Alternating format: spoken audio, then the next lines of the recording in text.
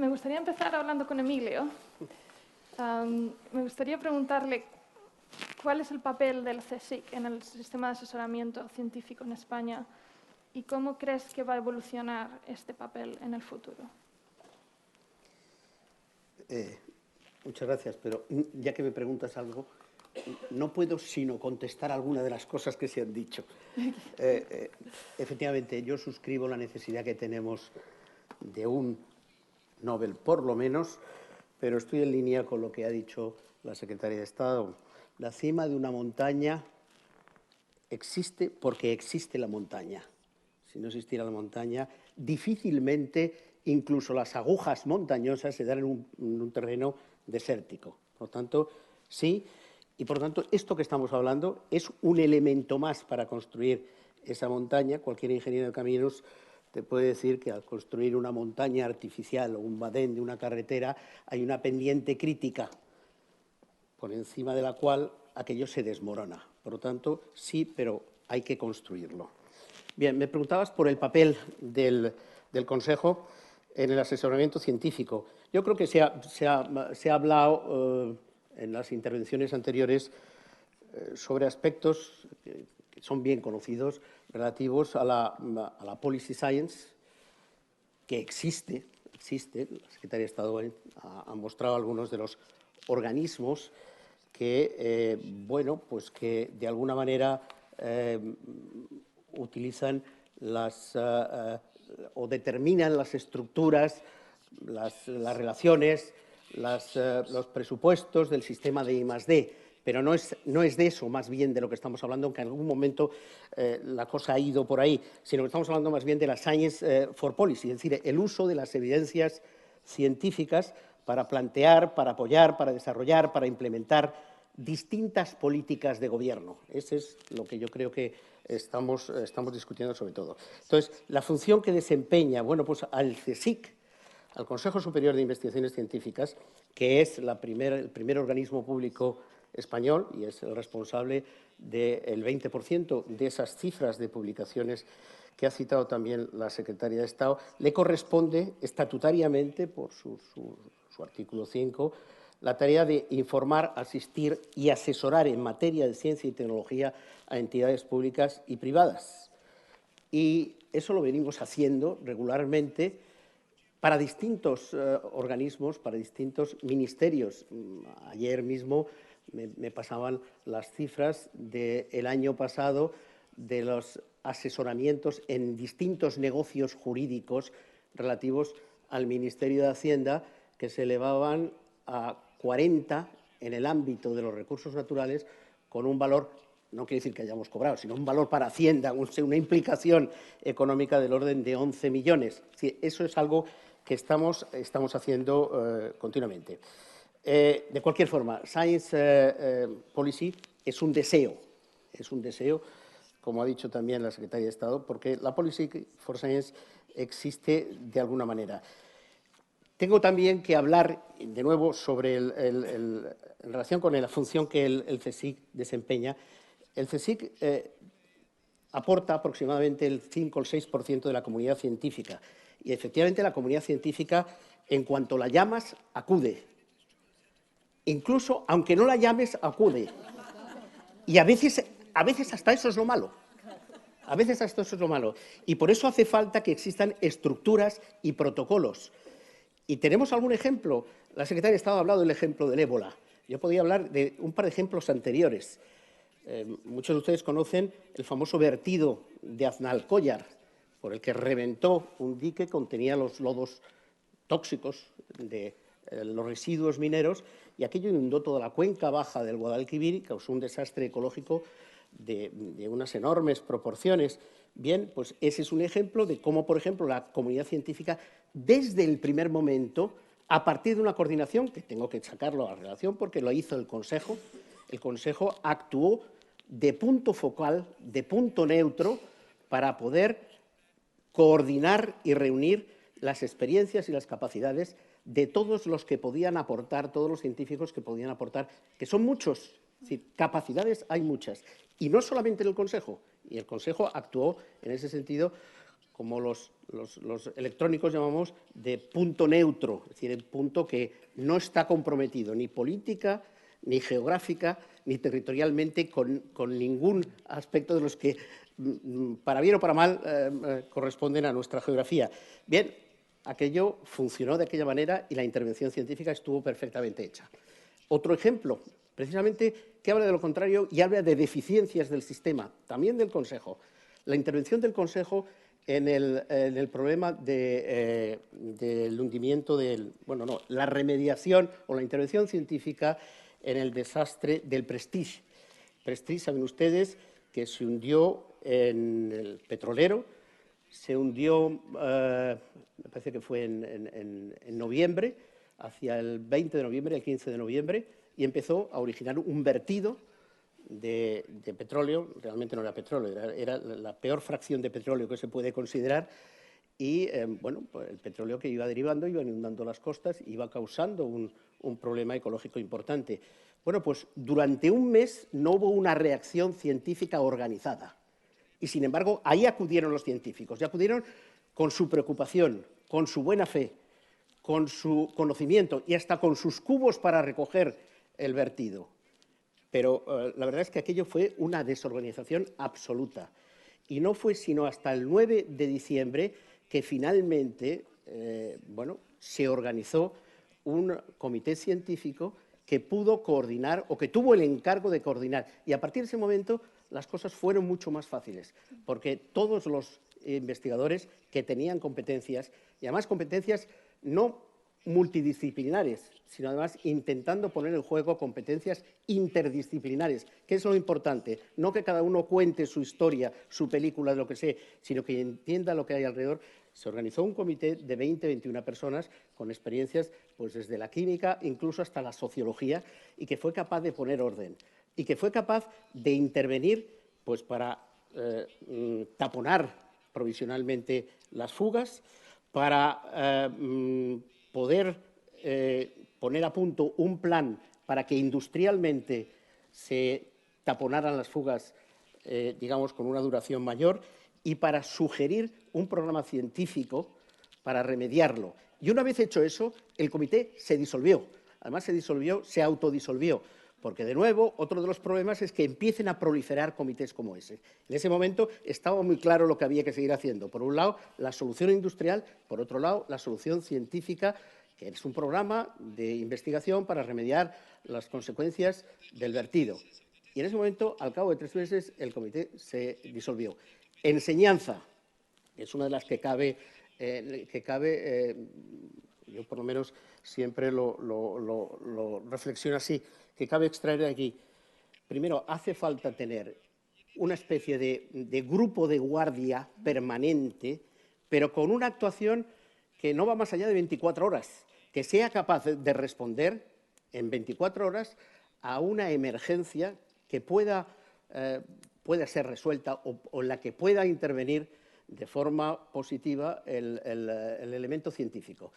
Ese grupo lo único que tiene que hacer es muy pequeño, 5 o 6 personas, tiene que identificar en todo el panorama nacional dónde están las competencias para ahí realmente definir el grupo para la emergencia del ébola o la emergencia de la gripe aviar, como nos tocó hacer en su momento, o cualquier otra emergencia. Si no se coge eso desde el principio, desde luego, yo creo que es hasta negativo, porque la credibilidad, eso es uno de los factores que se han invocado aquí, la credibilidad de la ciencia, del científico como asesor, incluso empieza a ser cuestionada cuando no está aquello protocolizado y realmente organizado. Sí es verdad que en cuanto está organizado, me creo lo de la tercera o la cuarta posición de los científicos, y que realmente es su palabra la que creen, en tanto en cuanto operen, también se ha dicho, bajo criterios de transparencia absoluta, bajo criterios de independencia y algo que no se ha dicho, pero que a mí me parece importante, bajo criterios de excelencia. Es decir, ahí solamente tienen que estar los que saben, los que entienden o los que se necesitan para esa faena. No los otros o algunos otros que a lo mejor se interpreta que tienen que estar porque como esto ha pasado en mi pueblo, fulano que es de mi pueblo tiene que estar ahí. Yo me he tropezado con esos comentarios. Perdona porque me he extendido. Pero bueno. Antoni, ¿cómo crees que el sector privado podría asesorar en materia desde el punto de vista de la ciencia, tanto al Poder Ejecutivo como al Poder Legislativo? Bueno, también pienso de que Well, I think that it is important to have this capacity, not just of participating, but also influencing research policies of a society. I feel very honored. You and I met probably 20 years ago, and it was precisely at a forum where we were advising the government of the time.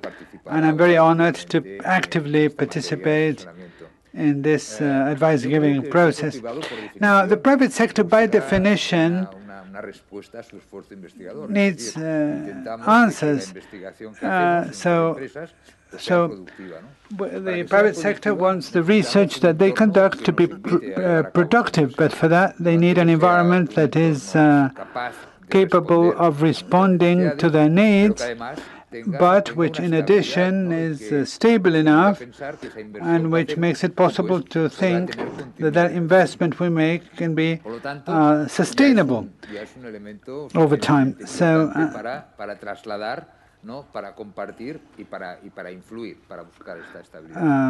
stability is an important thing, but stability is complex. And we still have a lot of work to do, because this stability can be reached when it is the citizens that believe that research is a bet for the future. Seremos más prósperos, más ricos desde la perspectiva de bienestar, desde la perspectiva de responder a las necesidades, de generar oportunidades para los jóvenes, etcétera, etcétera. O sea, la sociedad debe desarrollar esa cultura que se ha comentado de una forma u otra. Si hay esta cultura, bueno, pues o no existe, debemos trabajar para que efectivamente pues, se tengan en consideración y se pongan los elementos. El aspecto político es fundamental aquí, en el sentido de que, lógicamente, esta estabilidad la lograremos si existe un compromiso por parte de todos los partidos políticos que participan de la sociedad española, en cuanto que efectivamente nos podemos permitir no el lujo, sino la necesidad de establecer unos objetivos en este sentido, ¿no? Y por lo tanto, adquirir unos compromisos que nos permitan que a lo largo del tiempo, independientemente de los partidos políticos que gobiernen, pues se vaya a mantener este interés en impulsar la investigación. Si esto lo logramos, pues bueno, posiblemente podremos aspirar a ir subiendo en el ranking, ¿no? Y sobre todo a tener la capacidad de que el sector privado en investigación, que es absolutamente indispensable para dar este sentido de productividad también al sistema público, sea capaz de participar en la creación de este círculo virtuoso imprescindible para ello. Y de esta forma también animar a que crezca su implicación y su compromiso en la investigación. Por lo tanto, la manera que podemos nosotros participar en el asesoramiento científico, en innovación, en investigación a nivel de gobierno es promoviendo este interés mediante la educación, mediante la implicación y el compromiso, ¿no? Invitando a las partes que efectivamente participen del reto en crear esta cultura favorable, en crear en definitiva a España como un ecosistema atractivo, ¿no? Para que la investigación sea un vector de crecimiento, sea un reto de país. Me gustaría pasar ahora a preguntarle a Chris si nos podría explicar qué es la Oficina Parlamentaria de Ciencia y Tecnología del Reino Unido y cómo interviene en el proceso legislativo, porque ya hemos mencionado varias veces en el día de hoy que el asesoramiento científico no tiene que dirigirse únicamente al Poder Ejecutivo, sino que tiene que ser una parte fundamental del proceso legislativo.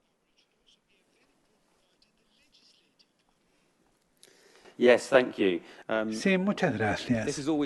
Esto siempre sucede cuando hablamos de la ciencia. Bueno, en el Reino Unido, pues casi siempre la asesoría, el asesoramiento se refiere al Poder Ejecutivo, pero muchas veces se pasa por alto las necesidades del Poder Legislativo. En el Reino Unido tenemos, ya se está por celebrar el 30 aniversario de la Oficina Parlamentaria de Ciencia y Tecnología, que fue establecida a finales de los años 80 por 3 parlamentarios que estaban descontentos con la asesoría científica que estaban recibiendo de su personal y de los asesores parlamentarios de la época. Y entonces se buscaron algunos ejemplos en Estados Unidos, de hecho, que es un modelo interesante. Volvieron entonces al Reino Unido, hablaron con el Parlamento y el Parlamento se los negó, les dijeron que era una idea tremenda, horrible. Entonces decidieron ellos mismos reunir el dinero y una de las primeras donantes fue Margaret Thatcher, que sacó el talonario y les hizo un cheque y les dijo, pues aquí colaboro con vosotros, y reunieron el dinero y establecieron una fundación benéfica cuya única función era ofrecer asesoramiento de ciencia y tecnología al Parlamento británico, y en 2 años finalmente ya este gasto lo asumió el Parlamento porque vieron que el trabajo que hacían era muy valioso. Entonces ahora que han pasado ya muchos años, tenemos un equipo de 8 asesores a tiempo completo, divididos en 4 equipos: las ciencias físicas, las TIC, sanidad y ciencias sociales. Y como podéis imaginaros, cuando la tarea de la oficina es resumir los datos empíricos y colocarlos en un contexto político para que lo utilicen los parlamentarios, pues estamos abarcando una amplia gama de áreas de la política, lo cual es razonable porque cada una de las áreas de la política pues requiere, ¿no?, asesoramiento científico, pero los parlamentarios desde luego no tienen tiempo y sus asesores tampoco tienen el tiempo de pues de alguna forma meterse de lleno en estos datos empíricos y de esta forma pues tomar decisiones más informadas. Y por lo tanto nosotros hacemos esto por ellos y lo hacemos de 2 formas diferentes. La primera es escribiendo informes. La publicación más importante que tenemos en nuestra oficina parlamentaria en el Reino Unido se llama Post Notes. Se trata de un documento de 4 páginas que se prepara en 3 meses. Siempre decimos que lo podríamos elaborar más rápidamente si tuviera 16 páginas. El desafío es condensarlo en 4 páginas. Pero los parlamentarios no tienen mucho tiempo y no pueden dedicar mucho tiempo a su lectura. Por lo tanto, si no pones todo en un espacio pequeño, nadie se lo va a leer. Entonces, para escribir estos informes, traemos a un estudiante de doctorado que está 3 meses trabajando con uno de nuestros asesores, realicen una revisión de la bibliografía sobre el tema y redacta una escaleta, digamos, y luego hablan entre 20 y 30 expertos, interlocutores, y luego pues escriben su informe de 4 páginas que se somete a una revisión muy exhaustiva que muchas veces hace llorar a este alumno de doctorado y luego se reescribe todo. El proceso es complicado, pues porque este borrador lo revisan como 20 o 30 personas y cada una de ellas realiza sus críticas y finalmente se elabora el informe final. ¿Y por qué pues se pasa por este proceso tan tremendo para elaborar solamente 4 páginas? Bueno, porque los parlamentarios tienen que confiar en lo que le decimos y pues ganarse su confianza no es fácil y la puedes perder, esta confianza, pues en un momento. Por lo tanto, pues trabajamos mucho para producir documentos que cuando los parlamentarios los lean, los traten como un hecho. Y de hecho, cuando los citan, ni siquiera dicen cuál es la fuente, los citan como si fueran sus propias reflexiones. Y estos informes son parte de nuestro trabajo, pero también son completados por las relaciones entre las personas. Pues hay poca investigación sobre cómo pues, hacer un buen asesoramiento, pero lo poco que existe escrito pues justamente habla de la importancia de las relaciones personales. Por lo tanto, nosotros organizamos muchos eventos, exposiciones, por ejemplo, las que invitamos a académicos y personas de la industria para que pues vengan al Parlamento, y ahí los parlamentarios pues pueden ver sus maquetas e interactuar con las personas que les han hecho. También realizamos seminarios con políticos y miembros del público para que promover un diálogo sobre temas de la política que sean pues importantes para el Parlamento. Pero para mí el evento que prefiero de todos lo que se hacen es las reuniones de desayuno, que están diseñadas para poner a 6 políticos en una sala con 6 expertos. Cerramos la puerta con llave, les damos mucha cafeína hasta que por fin empiezan a tener una conversación interesante. Y nadie toma notas. Los políticos se sienten libres de formular preguntas tontas a los científicos y los expertos se sienten libres de dar respuestas duras porque saben que lo que dicen en esas reuniones nunca se va a repetir fuera de las 4 paredes. Por lo tanto, unas funciones claves de cualquier organismo de asesoramiento es proporcionar un espacio seguro para este tipo de conversaciones duras. Además de las actividades, tenemos otras 2 cosas que merece la pena mencionar. Una es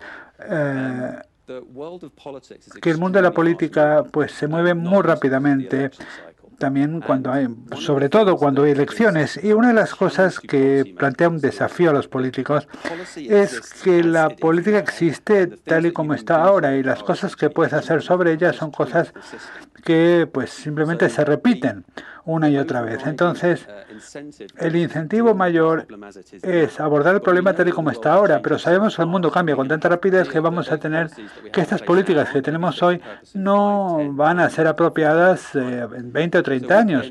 O sea que damos mucha importancia en el Parlamento para ayudar a los parlamentarios a ir más allá del siguiente ciclo electoral.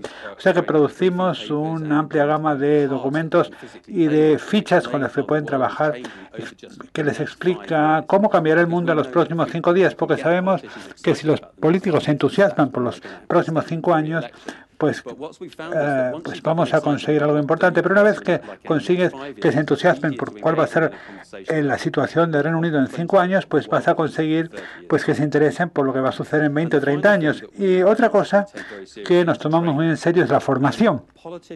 Los políticos y el personal del Parlamento no tienen necesariamente una formación muy completa en cuanto a utilizar datos empíricos. Por lo tanto, damos cursos para ayudarles. Y también muchos científicos también hemos visto que se les da muy mal comunicarse con los políticos. El lenguaje con el que trabajan,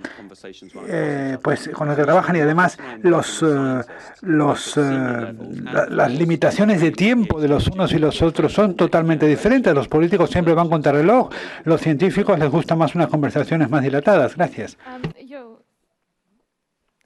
Las academias científicas en el Reino Unido juegan un papel muy importante, son muy activas en el proceso de asesoramiento. ¿Qué estrategias utiliza la Royal Society para canalizar su evidencia científica y sus consejos al Ejecutivo? Bueno, creo que mucha gente piensa que el asesoramiento al gobierno es asesoramiento científico es algo nuevo, pero desde que se estableció en 1660 la Royal Society ha estado haciendo esto y en 1662 ya dimos asesoramiento al rey sobre sus provisiones de madera. Pero nuestro asesoramiento es parte de nuestro ADN. Por lo tanto, nuestros objetivos ahora mismo son promover la excelencia en la ciencia, promover la colaboración internacional y demostrar la importancia de la ciencia para el público, para obtener su apoyo y para desarrollar una conversación más amplia sobre cómo la ciencia puede permitir la prosperidad y el bienestar. ¿Y qué significa todo esto? Bueno, pues esto significa que creemos que es nuestra responsabilidad ayudar a los políticos y al gobierno a analizar las cuestiones a través de una óptica perspectiva científica, exponerlos a conversaciones con los científicos para darles acceso a pensamiento contemporáneo y vanguardista para que comprendan pues qué es lo que va a suceder en el futuro cuando elaboran sus políticas. Y también es importante equipar a nuestros diplomáticos también en sus negociaciones transnacionales, y no solamente en momentos de crisis y emergencia, sino en entornos multilaterales en que realmente se abordan desafíos a largo plazo importantes que pueden ser el cambio climático, por ejemplo, y no solamente dar asesoramiento, sino cómo hacer que este asesoramiento permita que las medidas que se tomen a través de los distintos niveles de gobierno sean coherentes y consistentes entre sí. Y esto también significa que tenemos que pues, tener en cuenta que hay que investigar para constituir una base científica sostenible en el futuro. ¿Y qué es lo que hacemos concretamente en la Royal Society? Bueno, pues hacemos tres cosas básicas. En primer lugar, interactuamos con el público. Acabamos de lanzar nuestro programa, un programa en el que queremos establecer fronteras entre las sociedades,